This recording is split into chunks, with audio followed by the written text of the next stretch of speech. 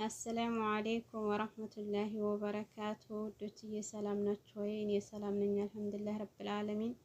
እንዲሁም ክርስቲያን ወገኖቼ ሰላም ብያለሁኝ። በያላችሁበት አላህ ይጠብቃችሁ፣ አላህ ይጠብቀን፣ ሀገራችንንም አላህ ሰላም ያደርግልን እና እንዴት ናችሁልኝ ሀባይብ? ሰላም ናችሁ ወይ? ጀዛኩም አላሁ ኸይራን። እህት ወንድሞቼ እያበረታታችሁኝም ነው። አላህ ይውደድልኝ፣ አላህ ያክብርልኝ እላችኋለሁኝ። ውዶችዬ ዛሬ ምን ልላችሁ መሰላችሁ? አሁን በሶሻል ሚዲያ የዘውጁ ነው ፕሮግራም የሚል አይቼ ነውና ደስ ይላል ማጋባቱ። አጋቡ ተዋለዱ ነው አይደል? ቢሆንም ግን በቤተሰብ የመጣው አሪፍ ነው ባይነኝ። እንዲያባታደሩም እናት አባት ካለ እህት ወንድም ቤተሰብ ካለ በቤተሰብ የመጣው ከፍቶ አይከፋም ማለት ነው። ባይሆንም እንኳ ብዙም አይከፋም። እሷ ለሄሻው ነው በህም በሚዲያም ተጋብተው አትልቅ ደረጃ የሚወልዱ የሚከብዱ ሊሆኑ ይችላሉ። በቤተሰብ መጥቶም ደግሞ ላይሆን ይችላል። ያን አላህ ነው የሚያውቀው። የሰው ልጅ ሰበቡን ያደርሳል እንጂ አድራጊ ፈጣሪው አንድ አላህ ሱብሃነሁ ወተዓላ ነው ማለት ነው። ቢሆንም ግን አሁን በሚዲያ ሴቲቱም የወንዱን ምንነት አታውቅም፣ ወንዱም የሴቲቱን ምንነት አያውቅም አይደል? እንዴት ነው ትዳር እኮ ሲባል ከባድ ነው። የምር ትዳር በዱንያ ምሬት እስካለን ድረስ ህይወት ነው ትዳር ማለት ነው። ስለዚህ ማስተዋሉ ጥሩ ነው። ሴቲቱም ሆነ ወንድዮ ማስተዋሉ ጥሩ ነው።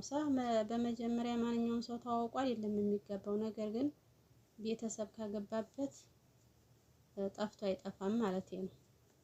ባይሆን እንኳ ቢለያያ ሰው በሰላም ይለያያል። ይህ ግን እርስ በርስ ተገናኝቶ የተመሰረተው ትዳር ብዙም እኔ አይዋጠኝም ማለት ነው። እና ማስተዋሉ ጥሩ ነው። ደግሞ እህት ወንድሞቼ ትዳርና እንቅልፍ በራሱ ሲመጣው ነው ይባላል። ትዳርና ርዝቅ ደግሞ ያላህ ስጦታ እንጂ እኛ ስበቡን እናደርሳለን እንጂ አላህ የወሰነው ነው የሚሆነው። ይሆናል ያሉት አይሆንም፣ አይሆንም ያሉት ይሆናል። ስለዚህ ደግሞ ማስተዋሉ ጥሩ ነው እላችኋለሁኝ። ለማንኛውም ደስ ይላል ነው የሚባለው አይደል? አላህ እንትን ይበልላቸው ማለት ነው። የሚጋቡትንም አላህ መልካም ጋብቻ ያድርግላቸው። የሚወልዱ የሚከብዱ አላህ ያድርግላቸው። ግን ቤተሰብ ካለ እንደኔ በቤተሰብ ቢገናኙ ነው ደስ የሚለው ባይነኝ። ግን ሱብሃንአላህ ያለንበት ጊዜ እንዴት አለ ነው አልኩኝ። እና አበረታቱኝ ይላችኋለሁ ወንድሞቼ። ሼር ሰብስክራይብ እያደረጋችሁ አበረታቱኝ ይላችኋለሁኝ። በያላችሁበት አላህ ይጠብቃችሁ፣ አላህ ይጠብቀን፣ ሀገራችንን አላህ ሰላም ያደርግልን። ቁሜ ነበር የምቀርጽላችሁ እና እዚች ቦታ እግሬን አመመኝ። አያችሁ ተገትሬ እንዲወላው ጥድ።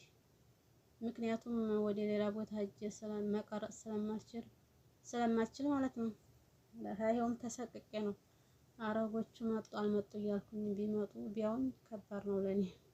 በአንድ ቀን ነው ስራ የሚያወጡኝ ማለት ነው። እና ሰላም ሁኑልኝ በያላችሁበት። አላህ ይጠብቃችሁ፣ አላህ ይጠብቀን፣ ሀገራችንንም አላህ ሰላም ያድርግልን። አሰላሙ አለይኩም ወራህመቱላሂ ወበረካቱ።